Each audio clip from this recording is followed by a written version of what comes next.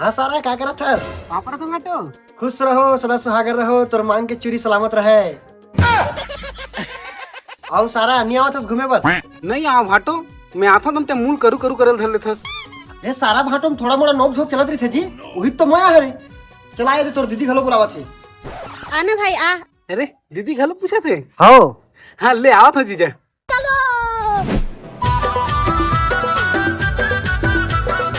दीदी लेकिन एक सेकंड देख के तुझको दिल को मेरे चैन आता है।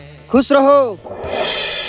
ले सारा अब कोनो काल के आगे हस ना ते 5 एकड़ में जितना भी धान है ना वो लते लू दे मैं तो कुकरी बनवा के रखा था। दीदी काय भाई तोला भंदू बना के धान लोए बर तो बुलाए हन भाई।